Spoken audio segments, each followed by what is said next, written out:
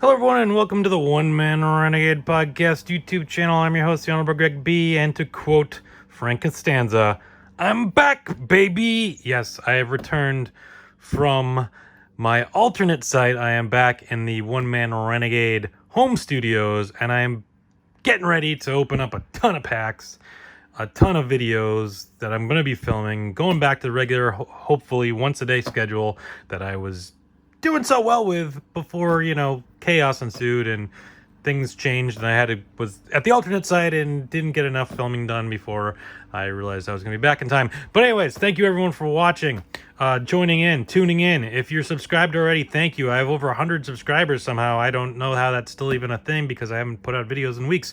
But anyways, if you're not, or if you're new to the channel and just this is your first time watching, head on down, hit that subscribe button, also hit that notification bell, hit that share button and share it with everyone. Give the thumbs up and like. Head on over to the comments and say hello, and also check out my links in my description for my blog, podcast, and other social media. All right, so if you don't know the deal by now, I'm going through the dark ages, as it were, through my collecting years. So basically, I stopped collecting in about 93.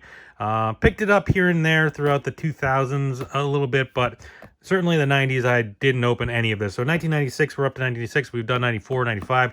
We're on 96. We're doing all the sports as best we can, but baseball is the main focus, especially for today. So we're at 96, Series 1, Topps. Yeah. So looking briefly at the checklist, yeah, there's not a ton of rookies. I guess Sean Casey's probably the biggest rookie. I think I saw Mark Bellhorn was like the only other notable guy that I noticed in the rookie in the checklist. But we're also looking for stars and Hall of Famers and stuff like that. Also plenty of inserts, as the mid 90s was when the inserts was king, before memorabilia cards and autographs took over. If you're not familiar with how I do this, I like to take my time opening these boxes. Yes, I do. I like to take my time because I've never seen these cards before. So I like to take my time and go through and look at them and enjoy them and revel in what could have been if I was collecting in 1996. But the other problem with some of these mid-90s, early 2000s cards is they tend to brick together a bunch, so it can be time-consuming. And with that, I don't want these videos to be like hours long, so I'm just going to do one stack today. So that's 9 cards because there's 36 packs in a wax box or a hobby box. I don't know why 36 was the norm. If anyone knows, let me know. All right, so we got, they kind of split up the packs. That's interesting because obviously in the cover you have a Tony Gwynn and a Kirby Puckett, who unfortunately are both no longer with us. So one pack has, that's kind of weird how they did it. All right, so there we go. I didn't really show you the box too much, but yeah, nothing really on the bottom. So there's no odds on the box itself. But yeah, we'll do 9 packs. Let's check out the packs. We'll go through it, and next week we'll do 9 more packs. There's no odds. Oh, there we go. Odds. There are the odds. Odds of finding Mystery Finest 136, so you should get one of those. Profiles 112, so you should get 3 of those. Finest Refractors are going to be a bit tough.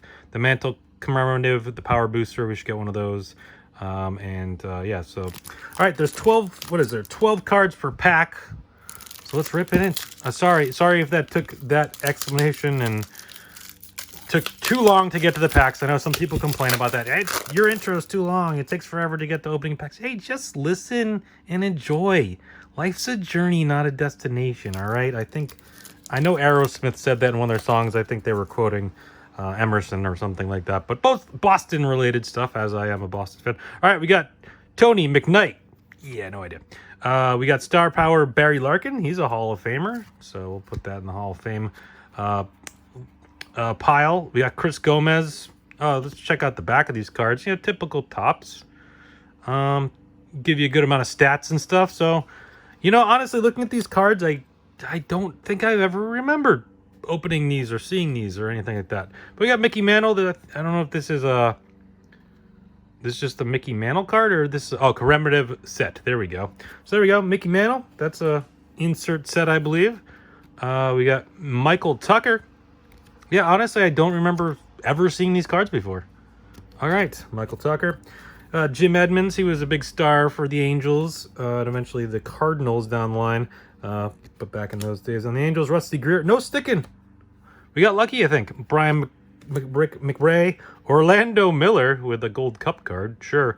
I thought there was there a basketball player named Orlando Miller too? Or maybe I'm making that up. But anyways, David Segui. We got Brett Boone, back when he was still in the Reds before he moved over to the Mariners, and Walt Weiss. All right, moving on.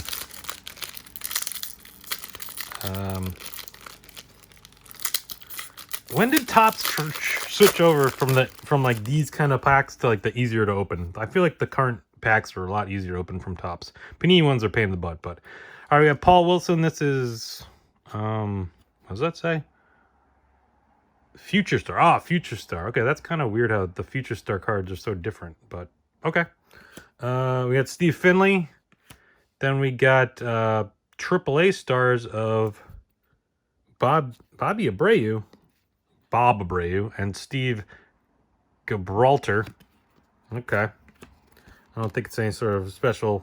I mean, it's definitely not Bobby Abreu's rookie card. Brett Tomko draft pick card. Rusty Greer again. There's Albert Bell. He was a big star from the Indians. His career kind of petered out after he went to the Orioles. But okay. And Duhart Cedeno, Tim Belcher, John Mabry, future Gold Cup card. Steve Gold Cup rookie card. Whatever it's called. You know what I'm saying. All-Star rookie. Steve Ontiveros. Then we got Darren Dalton. And Duhart Cedeno. Yeah, so... And Darren Dalton, unfortunately, is no longer with us as well. A lot of Hall of Famers, unfortunately. Well, not that Darren Dalton was a Hall of Famer, but just speaking of baseball players that have passed away recently. A lot of Hall of Famers, unfortunately, lost in the last couple months. Joe Morgan recently just died. I know Tom Seaver, Lou Brock. I feel like I'm forgetting somebody. Oh, man, that's going to bother me. Shane Reynolds. There we go. Mark Bellhorn. There he is. Helped the Red Sox win a World Series in 2004, so I can't forget about that. But there we go. Draft pick card. I guess that's notable. Rookie card. We got Ron Gant. Wow. Ken Caminiti, another guy no longer with us, unfortunately. We got the Mickey Mantle. Now this is the regular set card, not the commemorative card. So Topps Forever would always put number 7 as Mickey Mantle. I don't, not forever, but for a number of years, unfortunately, they no longer have the license for Mickey Mantle. It is Panini has it. But of course, you can't wear any Yankees gear in any of those, so it's kind of weird. But there we are, Ivan Rodriguez, Hall of Famer. Omar Vizquel. So a lot of people think maybe he could get in the Hall of Fame. Obviously, more for his defensive prowess than his offensive numbers. But as of right now, he's not in. Then we got Mark Grace, Tom Henke, Tony Castillo. Got John Smoltz. That's an interesting picture of John. That's an interesting card of John Smoltz. I like the UPN ad in the background. But yeah, okay. That's more typical of John Smoltz pitching. But I mean, obviously National League guy, batted a bunch. But like, here he is on the on-deck circle. Like, what? Kind of a weird one. But Hall of Famer. And Terry Pendleton round things out for that pack. All right, next pack. We've only gotten the one Mickey Mantle insert so far. Geronimo Baroa. And then we got a Star Power Tom Glavine, Hall of Famer. Now these are just subset cards, right? I think. Are these inserts? I'm not sure. Tony SBO, whatever, however you say it. Yeah, I don't remember how to say all these guys' names from back in the day. There's another Omar Vizquel. We got Greg Gagne. Jack McDowell, Barry Bonds, Star Power. Then we got Eddie Murray. Obviously, Barry Bonds not in the Hall of Fame yet. He might get in. Obviously, all the steroid stuff, kind of hampers that. But I think eventually he'll get in. But here's a couple guys that are already in. Eddie Murray and Chipper Jones, some Hall of Famers. I don't know why I have what I did here. I think I messed up my piles. It's fine. Hall of Famers, inserts, rookies. There we go. I don't know what I'm doing. Ramon Martinez, Brad Racky, and then we got Todd Stottlemyre rounding things out there. I know Mel Stottlemyre, unfortunately, passed away recently. Longtime pitching coach for the Yankees and a few other teams, I believe. I just remember me on the Yankees. We got Ryan Juronsik, draft pick card. There's Noma, future star card. Then we got Bobby Jones, following things up. A little bit of stickiness, not too bad. Eric Karros, Tomas Perez. Then we got Pete Shiruk, I don't know. Mike Mims, Paul Molitor, Hall of Famer. Ryan Klesko, Chad Curtis, Mel Rojas, John Valentin. I gotta say, I do like these design of these cards. I mean, I wasn't collecting in '96, and I, for whatever reason, just have never come across any 96 cards, I guess. I mean, there's not a bit, like I said, there's not a ton of rookies in here, so it's like, there's not any big rookies. It's not like necessarily something you'd be commonplace to see, you know? Whereas like, all right, whatever year might have a big rookie in it, you're familiar with that rookie card, so you're kind of familiar with that set design, but 96, I don't know, you got nothing. Mount Williams, Star Power, then we got Ken Griffey Jr. All right, here's a cool card. This is Cal Ripken Jr. when he broke Lou Gehrig's consecutive games played record back in '95. So that's a commemorative card for that night. That was so recently, a few months ago or something. They were showing the highlights of it because it's the anniversary or whatever, the 25th anniversary of when that happened. Oro Hershtiger, Denny Martinez, Kurt Schilling, not in the Hall of Fame yet, but maybe next year. But anyways, ESPN was showing the game, and it was like they had like someone's like VHS like copied, like recorded off the TV copy of it. It was the worst thing I'd ever seen. I was like, how did they not have a better copy of this?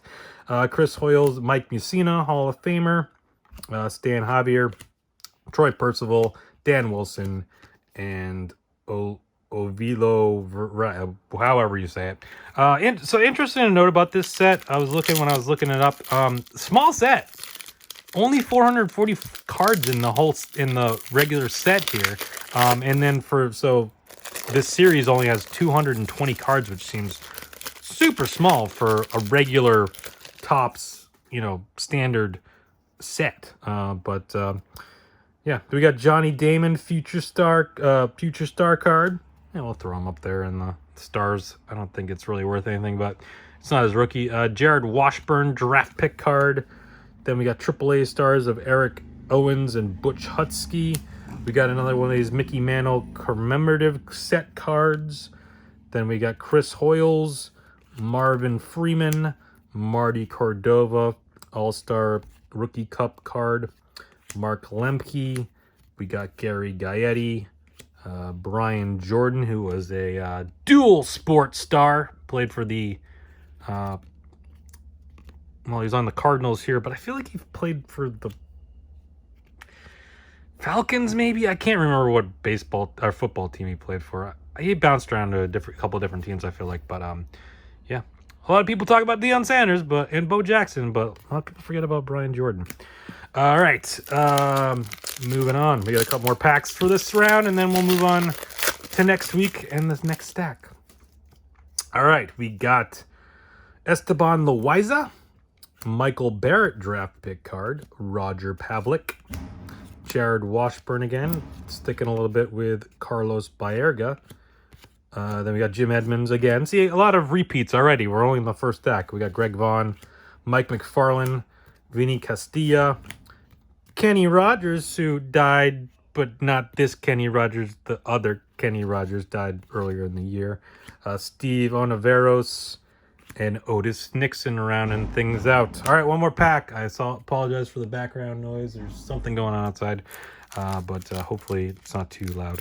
All right, last pack for today, and then we'll move on to next week, and we'll do the next stack of 1996 Topps Series 1. All right, we got Brett Tomko once again. We got Mike Piazza, Star Power card.